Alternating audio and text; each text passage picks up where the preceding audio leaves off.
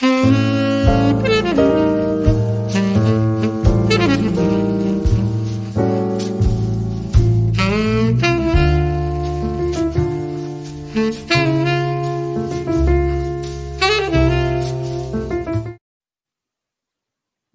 everyone to Sysco's Virtual Kitchen Show. I'm going to really kind of balance this between the late night show and the regular show because it's late, but we're not going to get too hung up on that it's late at night. But we're very excited to have Beyond Meat folks back in. Well, I don't know if we've had you back in, but we did have Ethan Brown in a few weeks ago, and that was super exciting. But we have the guys behind the scenes at Beyond the Meat, and we're live from California. And I'm going to introduce some folks. And Nathan, you're not in California. You're in the East here. So welcome, everyone. Yeah. Excellent. So Brian, whereabouts are you guys located right now? Like, or Chef Tom, who wants to jump in there? Oh, I can't hear you. Well, if it helps, Chef Tom, I believe, is in our LA test kitchen. Nice. Brian is in Oakland, California, I believe. That is and I'm in Ontario, Canada. That's awesome. Well, welcome to the show, Brian. Hopefully your mic comes. It always works that way when we start. How about now? There we go. You're good. There he is. There he is. There you go. Yeah. So Tom's where I used to live down in the Sleepy G, El Segundo, also the Dirty Gundo, where all of our innovation space takes place. I'm actually calling in from San Francisco. Nice. I manage. Yeah. So I manage food service for Western Canada. As well as, the Bay Area up through Portland, Seattle as well. But nice. Spent a lot of time in Chef Tom's kitchen there and ate a lot of really, really interesting and amazing grub. That's awesome. Yeah. I bet you have a different weather than we're having right now in Edmonton. I would say so. We're Tom's located here. He's about like a mile and a half from the beach. You can dip into El Porto just afterwards. Legendary surf break. It's nice over there. Nice. Awesome. Yeah. Awesome. Nice. So, Chef Tom, do you want to kind of talk about, this is one of my favorite categories, one of my favorite products company. I would love to hear more a little bit what we're going to talk about today and from your perspective and a little bit about you, Chef Tom. Yeah, well, my name is Tom Lynch. I'm a food technologist here at Beyond Meat. Right here, we are in our innovation kitchen. And a little bit about what I do here is my work here is multifaceted. So I do a little bit of formulations work for new products. We work with a lot of major quick service restaurant chains. So I develop a little bit of those products as well.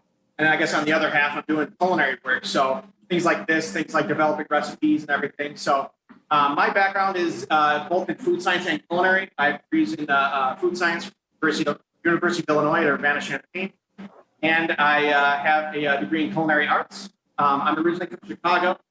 My experience in the culinary world is really more fine dining, a little bit of private chef work. I've worked with Michelin star restaurants before.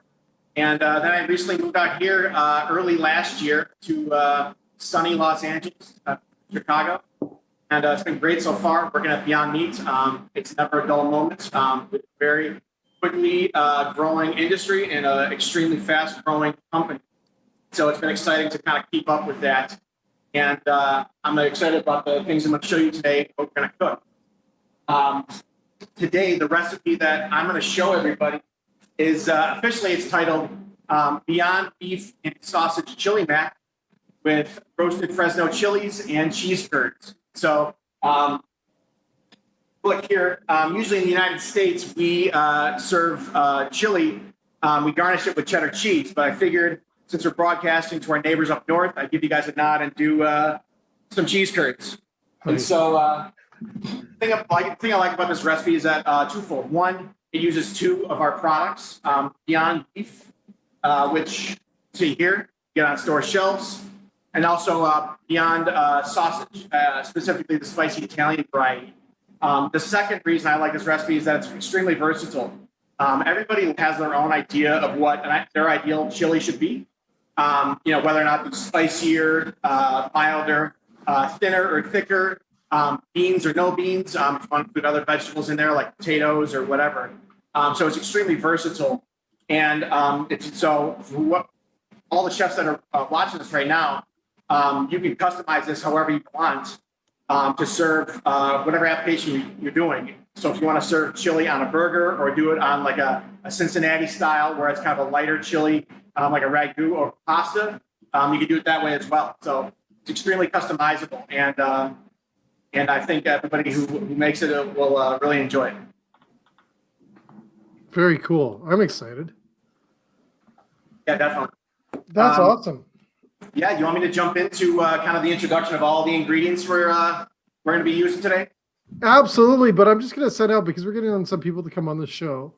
So if you have questions for these amazing gentlemen and their amazing ideas and insights into a company that really disrupted the world and has brought some amazing things to us, send our questions. We're seeing them on the screen here pop up. But yeah, let's start, Chef. Let's go for it. Yeah, absolutely. Anybody wants to know anything about this recipe or how I make it and how you guys can customize it, feel free to ask questions and we'll help you out. Awesome. Let's go. Let's dive in. All right. So first, like I said, the ingredients we're going to be using today is the Beyond ground beef. This is a 1 pound block that you can get on store shelves right now. Our Beyond sausage, specifically the spicy Italian variety. What I've done here is I've cut it on the bias into a little kind of slivers or slices. And so these are going to go directly into the chili. And so I'm going to show you how to cook these as well. We got fire roasted tomatoes. 2 types of beans. We got kidney beans here and pinto beans. Like I said, you can customize this however you want, but I like beans in my chili. Kind of gives it a little bit of body, a little bit more thickness. Kind of a secret ingredient, I guess you can consider this, is chipotles and adobo. So I really love this ingredient because it's smoky. I guess the best way to describe this is as like a Mexican-style Kansas City barbecue sauce because it's smoky and it's a little sweet, and it goes really well in any recipe it goes in, and I think it provides a really good flavor to this chili.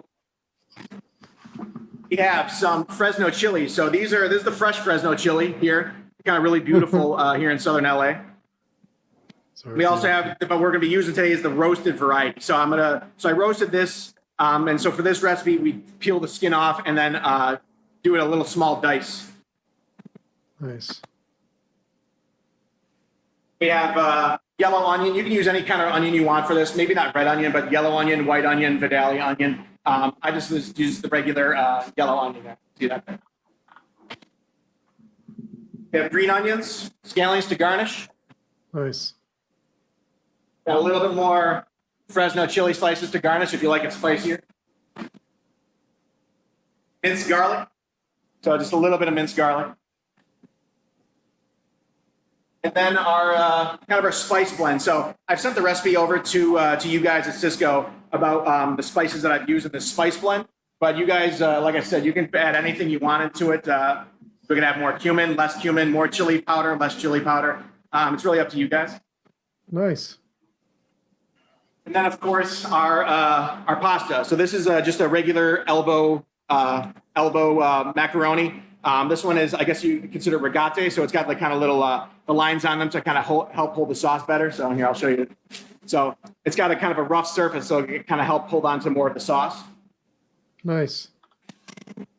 And so I'm gonna start cooking right now. So I'm gonna be cooking over here on the stove, and then I'm gonna kind of come back to the camera and kind of describe what I'm doing. First thing you're gonna want to do is we're gonna cook our meats. So first we're gonna cook our Beyond beef. So we're gonna peel this open right now. So this is a 2 container.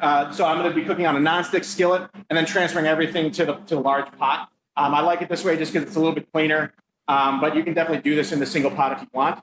So I'm going to start cooking this. We need 1 teaspoon of olive oil in a nonstick skillet, and then I'm going to put this whole block right into the skillet, and then I'm going to break it up to the piece size that I want. So if you want smaller pieces, break it into smaller pieces. Just keep in mind that whatever piece size you choose, you put into the pot, it's going to break down a little bit due to the stirring and everything. So if you want medium-sized pieces in your chili, you might want to have a little bit larger pieces cooking in the pan. So I'm gonna start cooking this right now. It's gonna take about 3 minutes, so until it gets nicely brown, and then I'm gonna set it aside, and I'm gonna just keep cooking all the other ingredients and kind of adding more layers to this chili. So I'm gonna start this right now. Nice. The great thing about that product that Tom is using is not just for this recipe build, but the Beyond Beef will work well for any application where you would otherwise use a traditional animal protein ground beef.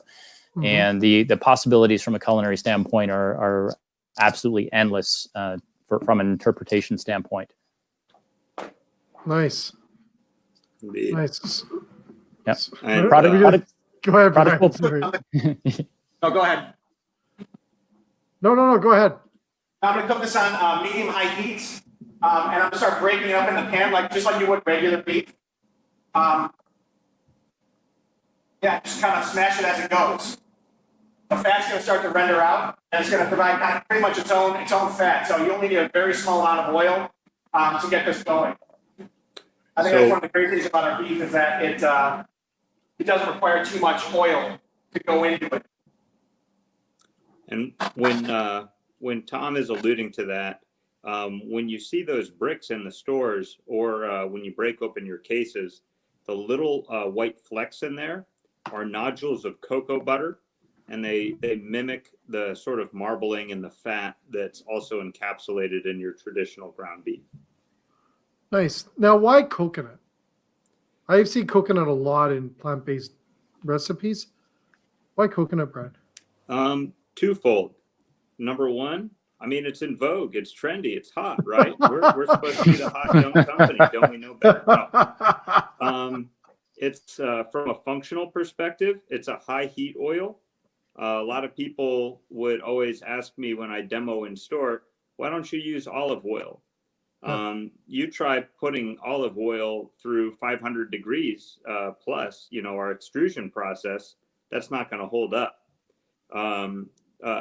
Having coconut is going to be much more versatile. It's also quite hypoallergenic. Oh, okay. And also coconut oil has the right melting characteristics that we want to get the right juiciness. If you have, sometimes oils can appear or feel greasy. And so we want want the fats to melt just like it would in real beef. And so that's one of the reasons why we use coconut oil in our product. Yeah. In essence, replicating the marbling of traditional animal protein ground beef and tenderizing it through the cooking process like an animal protein ground beef. Really? Well, Well, I'm cooking right now. I guess I'll show you this kind of, see if I can get this up here. So you can kind of see it right now. It browns really well. One great thing about our product is that it browns very fast, and it provides really good browning characteristics. So unlike animal-based ground beef, which kind of releases a lot of water, and you have to put have a lot more time to get a nice sear on it. This sear is very fast, and so what I'm going to do right now is just finish this for probably about 10-15 seconds, and then I'm going to set it aside, and I'm going to cook the Italian sausage. so I have a question, Brian. I'm going to ask some crazy questions here. How much, and I know I'm not going to beat up because I'm in beef country. I don't want to be targeted, but how much is this safer from using a product like this than ground beef? I think about that every time I use it. Like, Right. the kids are playing with it, or they're making meatballs or whatever it is, and then I'm like, I'm not too worried about them doing that than it is ground beef. Like, is there a lot more or less food? Could you eat it raw? Like, is it? Like, Yeah, in that area? absolutely. It's funny when the burgers first came out. I got a question. I've worn a lot of hats with Beyond Meat, and I get a question from this chef in New York. I want to try doing a pate with this, and I responded back to him. I would strongly recommend against it because a lot of the flavor that you're going to get is coming from the Maillard process or caramelization or things like that. That's really what, also when you cook actual raw beef is going to happen. That's where the flavor pops. However, from a safety standpoint, you aren't going to come across the same foodborne illnesses that you do in animal protein that you will with ours. So I told him from a safety perspective, you can go ahead, crack the egg in there, do a full pate recipe.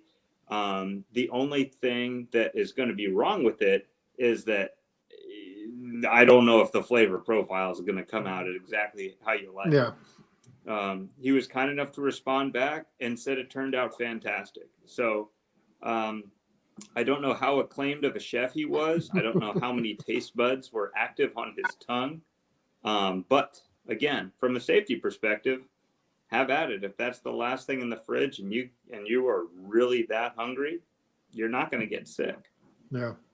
So we got a great question here from Don Walker. Can you overcook or undercook the product? How well does it absorb the other flavors? Here's Don. So with regard to overcooking it, the only thing that's really going to happen is it dries out some. So just as overcooking beef, all of that juiciness and fattiness and a lot of the flavor profile coming from it it's gonna evaporate. As far as undercooking it's concerned, you're really just not getting that full caramelization. You're also not allowing the texture to firm up to exactly what you might want to mimic, say, an animal burger. But again, from a safety perspective, you're covering your bases on both sides, assuming that the product has been stored appropriately, hasn't been left out to thaw for too long, and gets way over temp. Yeah, I would add that for all of our products, we're usually cooking to an internal temperature of 165 degrees Fahrenheit. Since our product is stored next to animal-based meats on store shelves, that's kind of the temperature that we've chosen to, not just for safety, but also, as Brian alluded to help firm up the texture of our product. So it's usually always 165 degrees internal temperature. For this cooking application, the first initial cook, it's not that critical to hit that 165 degree internal temperature, although you probably will if you mash up the beef small enough. We're going to cook it further on the next step, which is kind of the stewing, the chili stewing stage.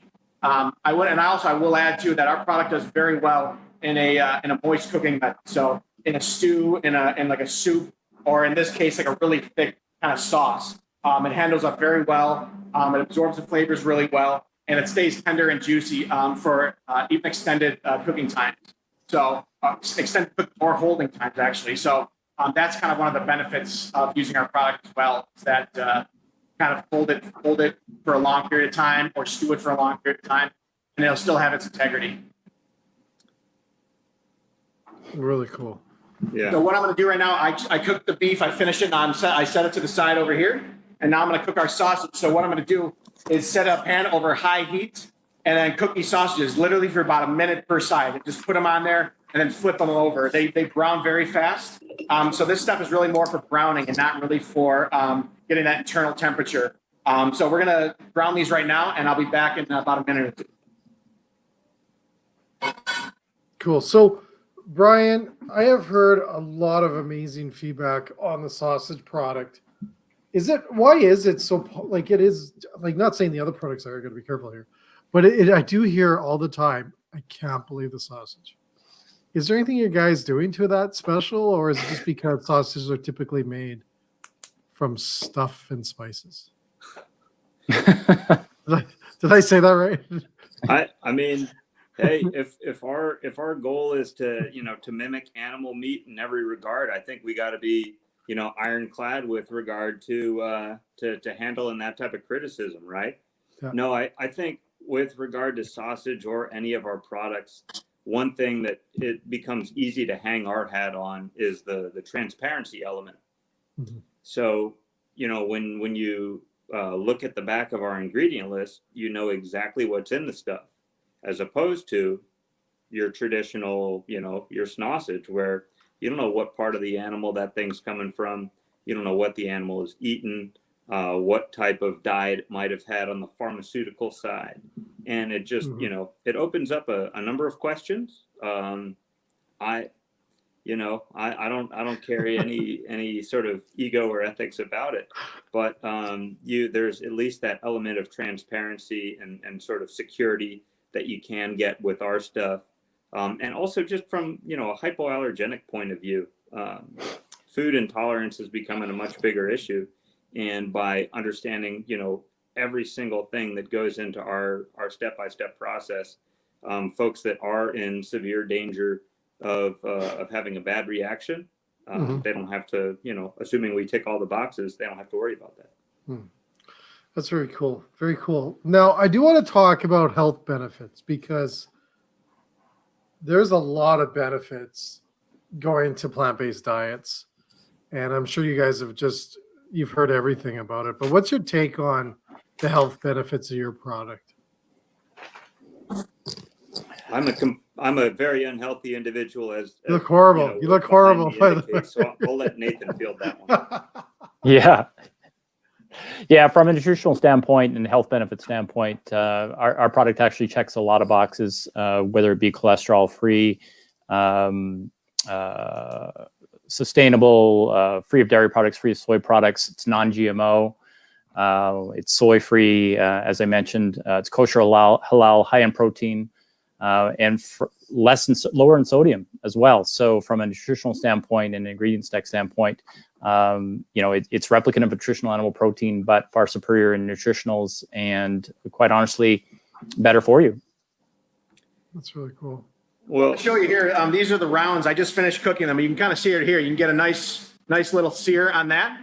And like I said, same thing with the beef. It browns very quickly and very fast. And that provides kind of the opportunity to develop those flavors. So what I'm going to do now is set this aside with the beef. And then I'm going to cook the onions in the same pan and kind of start to bloom the spices and everything. And then in the end, we'll add everything together and start stewing the chili. Nice. One of the big things, just to segue on what Tom was talking about, is when you look at that Beyond Dinner sausage sliced on the bias, the diversity of application and why it justifies a space in the operator's freezer. I mean, that SKU alone, that specific product sliced on the bias could go great on a pizza topping. It can go into a jambalaya. It can go into a pasta dish. And when you look at the Beyond Meat product assortment that's available in totality, the diversity of application, it's not just a burger. It's a 4-ounce portion of Beyond Beef. It's not just a dinner sausage. It can be used 5 different ways. Same thing for the breakfast sausage patties and different things that we're going to talk about in later shows. It's a switch out for eggs Benedict. It's diced into an omelet. There are so many culinary applications that lend themselves to the Beyond Meat products that they justify having that case in the freezer for that flexitarian consumer that is driving plant-based within the global market shift towards plant-based overall. Mm-hmm. Chef Jay, I can speak a little bit more towards those health benefits if you're curious, or if you're not, cut me off at any time, man. Well, here's the thing. I want to mention this because I had a show, I don't know what day it is, the other day, and the lady we had on was really probably one of the best insights in the industry in the country, both countries.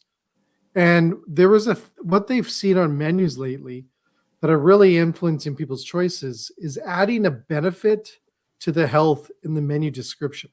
Interesting. Right. So if they're adding that this product reduces cholesterol or is cholesterol free, they'll actually add that into a cholesterol free burger. Now, in today's world, as people are obviously very conscious of what we eat, touch, do whatever, that's actually increasing sales on those menu items. So if we look at products like this, that's why I'm looking at what the benefits are, because if you can pull some of those sweet words out there and are truthful what those products are doing or can do to the benefits, it almost falls into the functional menu items, right? Where people want functional food. Mm-hmm. I think I think I always do a comparison. I go, okay, well, I'm going to have a good old burger, but I see another burger that's going to reduce my cholesterol or claims to do something to me in the description. I'm banking on today's world that you're going to move over to the one that's going to do something for you. Yeah. That's the way I'm seeing. I don't know if it's right or wrong, but I see how consumers are going. Right. I think you hit on a real key point there, which is that a lot of folks treat food as fuel. Maybe every single meal, food isn't fuel, but when they start to dip their toes into plant-based, or even just, sort of, and when you separate plant-based, it's not vegan, vegetarian, it's simply using plants as your pillars. They start to recognize that, oh boy, I do feel a little bit lighter. I have more sustained energy. I don't feel lethargic after eating this one meal. And I think that you bring up a very valid point in that when you talk about a lot of the considerations that eaters might have, maybe it's recommendations from their doctors or family history of heart disease, there's start to, it becomes less of, oh, this is just an in vogue trendy thing. And this is actually something I can use to help my longevity and my quality of life. Yep. And Yep. yeah, and I've always said, like, with regard to Beyond Meat, one of the biggest hurdles to adopting more plants in people's diets is the fact that the idea of just like a raw salad, the most fuel you can possibly put into your gut, is just, that's not going to wean anybody off of meat. So we took the approach of trying to be, and this is an awful phrasing, but we're trying to be that gateway drug. We're the plant-based pushers out there, So That's awesome. yeah, by feeding somebody like a old school TVP dog or cardboard puck black bean burger, they're gonna still miss meat. But our hope is that by putting out something that can mimic it, both on the functional side, the taste side, and just sort of the ceremony of it all. Everybody's sitting down, and enjoying a meal that was cooked on a barbecue that actually looks and smells like meat. You can bring a lot of that back, and maybe every single one of their burgers is not a Beyond Burger. If it's every other burger, if it's every fifth burger, I'm still taking that as a huge W. Big time. Actually, in most cases, for the switch outs, a lot of consumers, if they don't know it's a plant-based Beyond Meat product, they swear it's a protein, and we do that at food shows time and time again. That over thousands of samples, that if the overwhelming testimonial is, if they didn't know it was plant-based, they would swear it's animal protein, and that's how truly replicant it is of traditional animal protein, and that's where the flexitarians flock towards our product. Flock. Air from Ontario. All right, so I've done sautéing the diced onions, the garlic, the roasted Fresno chilies, and the chipotles and adobo paste. And so what I'm going to do is I turned off the heat, and I'm going to add the spice mixture to it just to kind of bloom the spices, kind of get everything heated up a little bit, and then we're going to add everything into the pot. So I'm going to bloom this for about probably 30 seconds, and then everything's going to go into the pot. The tomatoes, tomato puree, the beans, and the meat, everything. So I'm going to do this real quick. Put the heat back on.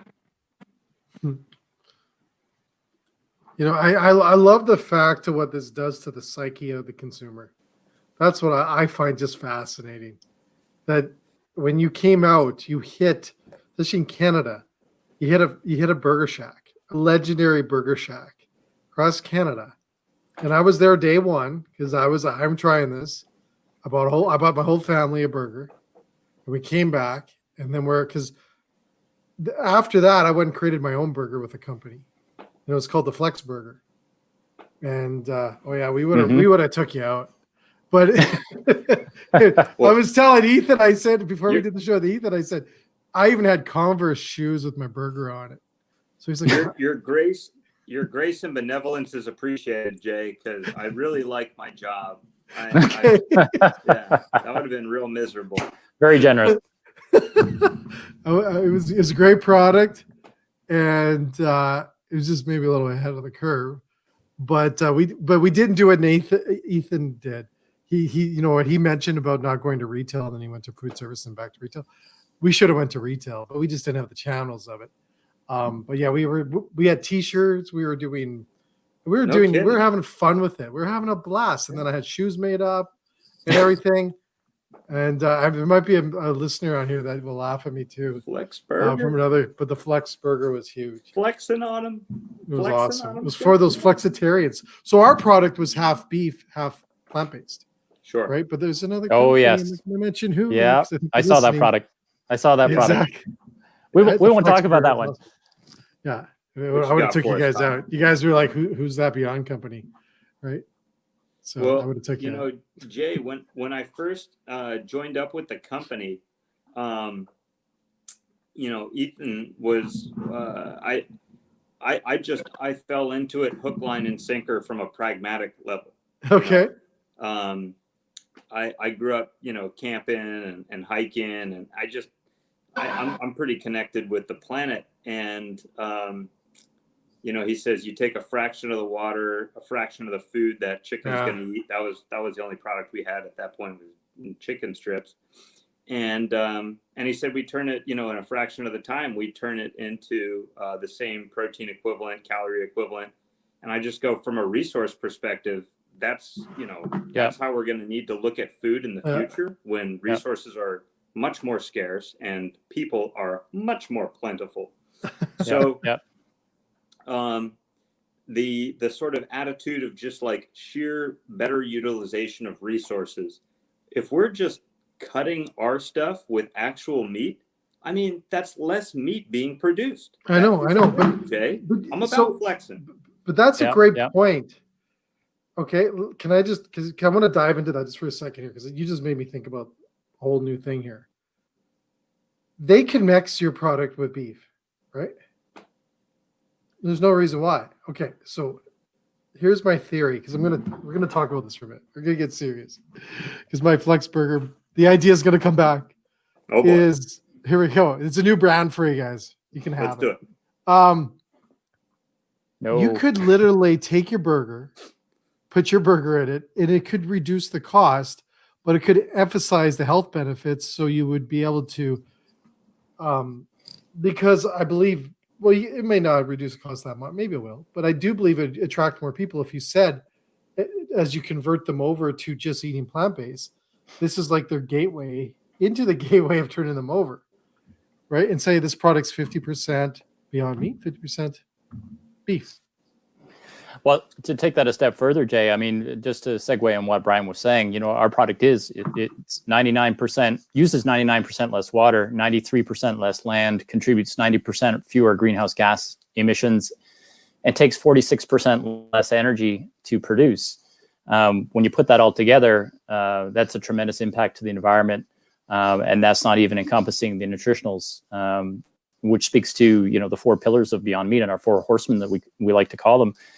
And that's positively contributing to animal welfare, climate change, human health, constraints on natural resources. And there's a deep dive on each of those that we can always talk on. Okay. But it as it relates to consumer demand and preference, whether it be a Gen Z, millennial, Gen X, or a baby boomer, each of them, for various reasons, are gravitating towards plant-based Beyond Meat items. But they all do circle back to those 4 horsemen. For justifiables. I know, but I think that you guys nailed it at the right time, though. We got millennials and Gen Z that just on that, right? And then it looks good. It's it's just like I said this to Ethan. He's right up there with the trendy stuff. Like you're up there with everyone else. Those big trend market changers, disruptors of the world, right up there. Like my daughter, and my kids think it's cool to buy your product. Like that's I was just about to add to that. Snoop Dogg, is one of our brand ambassadors, and pretty much everything Snoop Dogg touches turns to gold. And so I remember a time back in the early 90s, mid 90s, when veggie burgers were not anything close to being considered cool or trendy at all. And so that was something kind of on the fringes of the culinary world. And so, our product is cool now. It is on trend. And that's something that I never would have considered 20 years ago. But here we are. And so we're getting these big name, celebrities kind of jumping on board, athletes, models, rappers, everybody. And I think it is pretty cool to see all these people kind of embrace it. And, since they endorse it, people are really going to kind of pay attention. And so it is something that has become, cool, and it's not just the actual product, it's what it does, kind of. Being environmentally conscious is a cool thing now. It didn't used to be cool. Now it is kind of cool. And so it definitely is kind of on trend. Yeah, because I think for my kids, they're not buying it for the health. They maybe they are because they have said, Dad, it's way better. They do know that, which at that age, I'm blown away that they know that. At my age, who cares to say it? So they know it's cool. They know it's health benefit. They are learning more as we show them shows like The Game Changer. that's on Netflix, that they understand Mhm. the impact to the environment. But you think about that at that age, think next 10 years, the impact of what that younger generation that now is growing up with their product Yep. and knows about the benefits and all the health and the environment. Yep. Like Yeah. it definitely is a game changer, but it is definitely a machine that is not going away. But I believe because if I owned a restaurant right now and I had your product, I would have the logo, the brand, the name everywhere because that generation that we're trying to target to grow our business on knows it and thinks it's cool. You won't have to it's a no brainer to sell. Yeah. It's Yep, a trust thing absolutely. too. Yep. Yeah. You can trust the brand, you can trust the quality, the brand recognition, the social media presence. Beyond Meat itself has an 83% share of voice within Canada from a social media perspective, 45 billion media impressions in the first 6 months of 2020 alone. And this is only gaining momentum and gaining traction.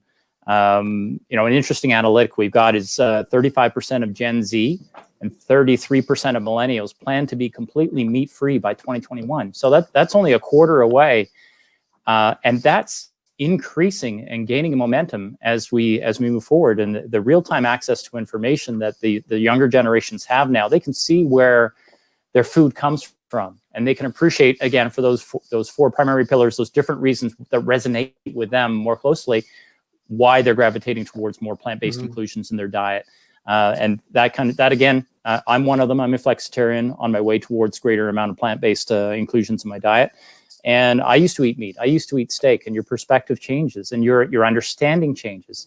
And for those operators out there that are actually listening to the podcast and our event today, it's understanding that it's not although the vegetarians do love our product, the flexitarian consumer that is eating traditional animal proteins but gravitating towards more plant-based inclusions into their overall diet, far and away are leading the global market shift. And when I do sales trainings, I tend to not use the word trend because it's not a trend anymore. It's a shift in eating and consumption patterns, right?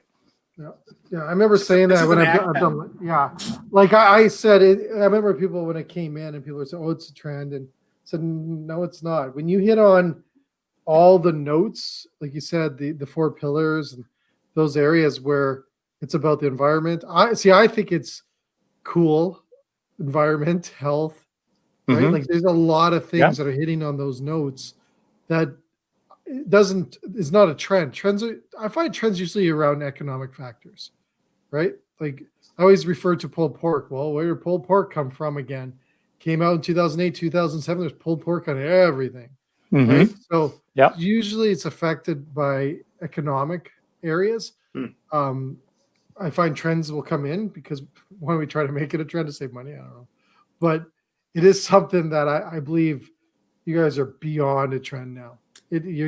I believe you guys are the gateway where plant-based came from.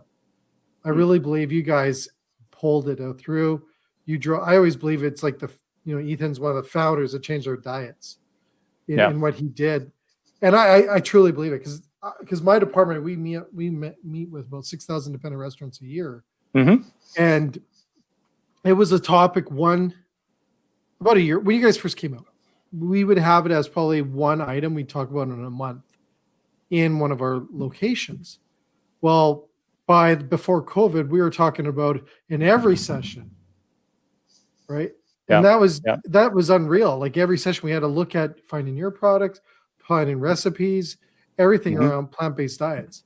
And I'm like, okay, this is because I've seen trends come in that go, but nothing that had the power of this, and it ain't going away. Now you got videos, you got celebrity, you got all the notes. It just grows. It's just growing, and it's not a bad thing. It's really good, and I find that's the best part of it all. It's what we need. Oh, we're just at the beginning, man. Yes, we are. If you got to chase, Jay, what some of the other funky stuff that Tom and the sensory crew and the R&D and innovation team has got in the pipeline, I mean, nothing that when you walk down the meat aisle, nothing is safe. We do hold all that stuff sacred, all your traditional, bacon, T-bone steaks, you name it. that's why, that it comes from that place of reverence for the traditional product that we strive to innovate and match it.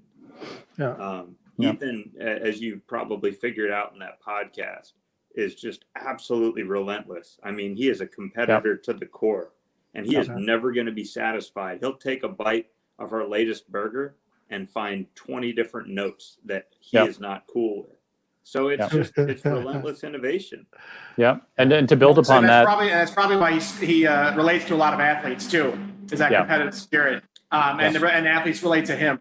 They see his drive and they want to match that, and so they kind of lift each other up. The one thing I wanted to add that Jay was talking about, this is an active process. This whole transition into plant-based meats, this is going to happen.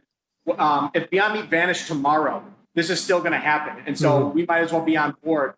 Because the train has left the station and it's going to keep moving, and it's going to keep moving whether or not Beyond Meat is around. And so we want to stay the leaders in this space and keep moving forward to kind of, keep laying the groundwork for future development. But this is an active process that has already begun, and I don't see any way to stop it. And so we just have to embrace it and kind of keep changing and meeting the market demand. Yeah, I can only imagine. Yeah. Well, Jay, just to finish that note, Jay. Well, go ahead, Brian. You were about to finish a note, Nathan. I say have at it. Yeah, I mean, just to finish, I'll finish on that note. Just to cap that off, we have within Beyond Meat something called a Rapid and Relentless Innovation Program. And just to segue what Tom and Brian were talking about, and in this whole conversation, is within the Rapid and Relentless Innovation Program, we've got over 100 food nutritionists, food chemists, all working with a single-minded goal of making our plant-based products as truly replicant of nutritional animal protein as they possibly can. And they're working towards that end with that one goal in mind. So that's why you see with Beyond Meat, we're continually innovating. We're continually improving our product from a nutritional, from a taste, bite, mouthfeel, texture, attribute perspective. And we're never standing still. We're always moving forward and trying to make the product better. So that's something that I think truly separates Beyond Meat and calls us out as the industry leader that we are. Yeah, it's never, our product is, from our standards and the pillars that make our company work, our product is never good enough. So we're always improving it. We're always kind of building on that. So we have extremely high standards for the development here in the R&D kitchen and in the innovation, the whole innovation department. Like Nathan and Brian were talking before, chemists, we have engineers, we have former chefs like myself. We have people working in every sensory attribute of our product: taste, texture, color, appearance, you name it. So it's a nonstop it's a nonstop climb to the top. We really don't stop. Tom, I'm going to have to correct you though. You're not a former chef. You're a absolutely ultra. I'm kind of in this middle ground between food scientist and chef right now, and so I don't exactly know what to call myself other than a food technologist. But if you want to call me chef, you want to call me food technologist, whatever suits you. Wear all the hats, man. You're an artist. You're an artist. Today there you go. Culinary artist. Culinary artist. There you go. So just to kind of bring it back, so I've put everything in the pot. And so this recipe, we stew everything for about 20 minutes. And while that's going, you can get your pasta boiling, whatever pasta you want. And that's pretty much it. It's kind of a set it, forget it kind of thing. There's a little bit more of a mise en place and a prep up front, as with most chilies and stews and everything. But once everything's kind of made, you just kind of set it and it's done. And I think the great thing about this recipe too is that like a lot of other stews and chilies is that it's as good or better the next day. All those flavors kind of mixed together and everything. So this definitely can stay for 1, 2, 3 days in the fridge, and it's going to be just as good. So that's kind of a benefit. It doesn't have to be made the day of and then thrown out. So that's kind of another benefit of this recipe. Nice. So I can finish off the dish. Sure. In a to-go container, kind of to show it how show my interpretation of what I would want in a chili. And so I'm going to do that real quick. Go hard. So we're gonna lay just a little a bed of pasta. Through the magic of TV, we already have our stuff already pre-made. I already have a pre-made chili, and so we just got a little bed of elbow macaroni.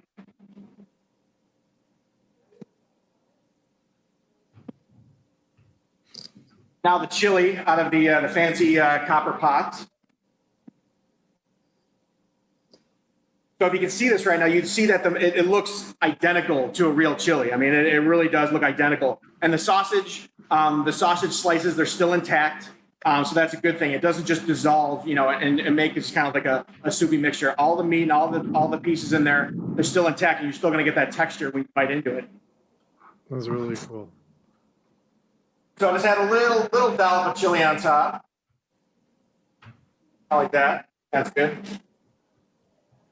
Now today we're going to garnish it with, of course, the cheese curds. I let these kind of sit out at room temp. I like the kind of the room temperature cheese that helps it melt a little bit faster. See, in Canada, it's always cold, so they never melt, bud.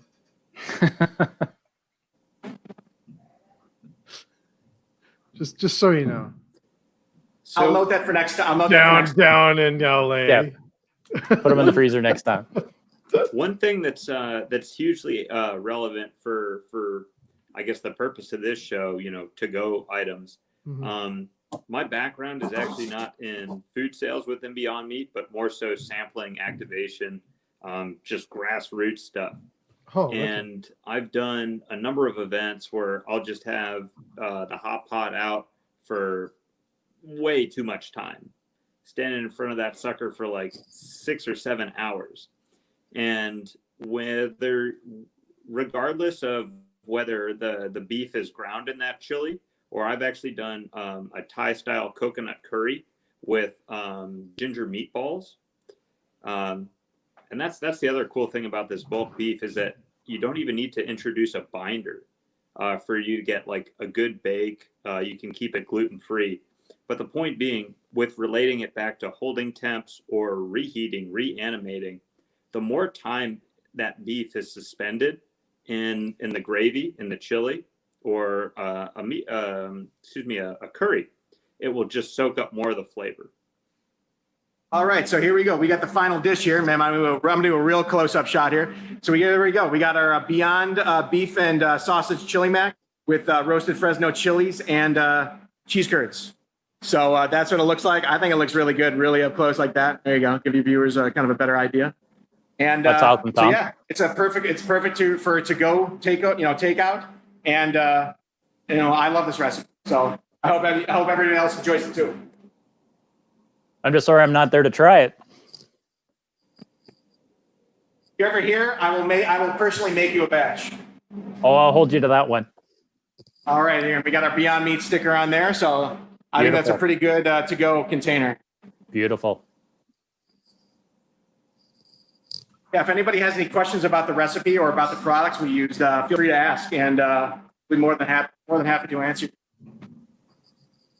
It's really cool. I'm just thinking the application having that on a third-party app or, some of the companies that we work with, not naming a few. I don't know if you can see my shirt today. But I just think I'm looking at how I'm about making money in this industry, and how you do and everything else is really the culinary side. But I'm really curious on the power, even that sticker on the dough container, and you had it on your bags, and your kids are grabbing it and they're looking at it. Yeah.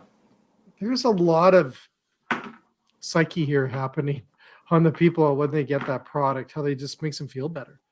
Mm-hmm. And just by buying it. And I feel that when you go to the Burger Shack and you go and get a Beyond, like even the other day, we just got one at Starbucks and got the sausage one. And my daughter's like, "Oh yeah, give me one too." Right. And I'm like, yeah. Wow. And that's a great build too. There's just something there that I'm just so impressed that people are like, it's there. It's got a big thing for people that want it. I'm blown away by it. Well, it checks a lot of boxes. Yeah, when you talk about the sort of the next generation adopting it, I mean, Ethan, my guy E didn't reinvent the wheel. there's No. always been sort of a latent demand for vegetarian products, but the way in which they've gone about, talking about it, it hasn't been for anybody that's young. It's just, sort of just been this hippie granola thing. And in terms of his goal, which is lessening meat consumption, he wanted to reframe the conversation. Mhm. He's a big, as we talked about, he's a big sports guy, and myself included. And we grew up with sort of the Got Milk ads or the Gatorade ads. Yeah. Consume X product, you will be big and strong. And he wanted to sort of let the influencers influence everybody else and do their thing.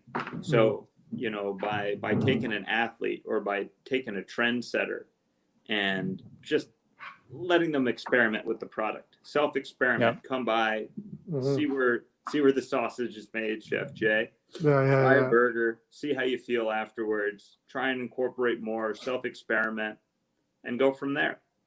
And when all of a sudden, when they get to make that change and feel the benefits for themselves, and then they get on their platform and say, this ain't no veggie burger, this is for real, this just tastes good.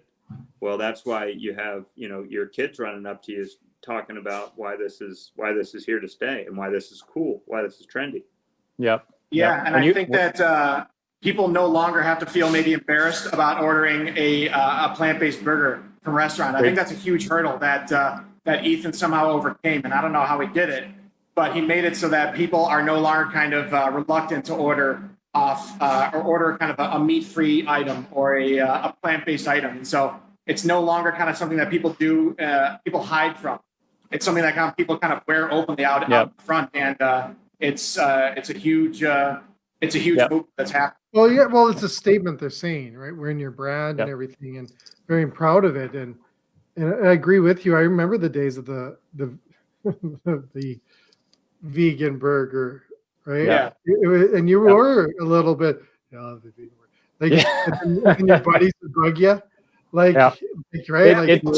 Tease you and people rip you and make fun of you for it. Yeah, I remember. I remember that. I forgot about that. Yeah. It's changing the conversation. It's not a veggie burger any longer. We've moved past that as a populace, and now it's with the Beyond Meat product specifically, it's meat from plants. But what's interesting? I remember, I've done thousands of menus over my career. And I remember people always had that little vegan corner, and I haven't done a menu in years now, but have that little vegetarian dishes. Do they even do that anymore? Because I remember telling them don't do that because they're usually crap. Just incorporate it into the menu, right? And people will filter it out. Some menus do that, but we're seeing just to your point earlier about sort of the functional benefits. We're seeing a lot of adoption of the, sort of the little sapling or a V or some demarcation. But what we're also seeing is sort of the sub aspect. Yeah, so you have a traditional animal dish and there'll be an asterisk saying sub, pork meatball for Beyond or sub burger for Beyond. Yeah, absolutely. Yeah. Especially with the Beyond Beef. Restaurant I used to work at, Charlie Trotter's in Chicago. It closed down a couple years back, but we had 2 menus every night. One just a kind of a regular menu with animal-based meats, and then an entire veg menu that was either vegan or vegetarian. And you'd be surprised how many people got the vegetarian or the vegetable menu, as we used to call it. And as long as we prepared the ingredients right, we had as interesting or even a more interesting menu than the animal-based meats. And so it is possible, even in today's world. And he's been doing this for 20 years. And so it is possible, but it just takes a little bit more effort, a little bit more creativity to kind of break that, overcome that hurdle. That's it. And and lots of menus now, and restaurants will have a veg menu, and people are no longer afraid to get it. Constraint breeds creativity. Yep, and very often now on menus, you'll find the Beyond Meat plant-based protein right beside the traditional animal proteins because it's the same consumer. Mm-hmm. Yeah, you're absolutely right. Yeah. Awesome. So, do we have anything else, Chef? That's a wrap for me. I mean, You don't want to do it. unless anybody has any questions about the dish. I got something for the listeners out there about Chef. Okay, here we go. Yeah. I'm gonna turn it away. If you got Netflix, absolutely peel through and watch a very, very compelling documentary that I randomly saw like 2 years ago called I think you saw it on a plane, right? You saw it on a plane? That's right. Yeah. Yeah, it's incredibly captivating. It's very, sort of, you get into the lens of a high stress kitchen, and you see how crazy a chef physically has to be. Well, you also see how they stay sane.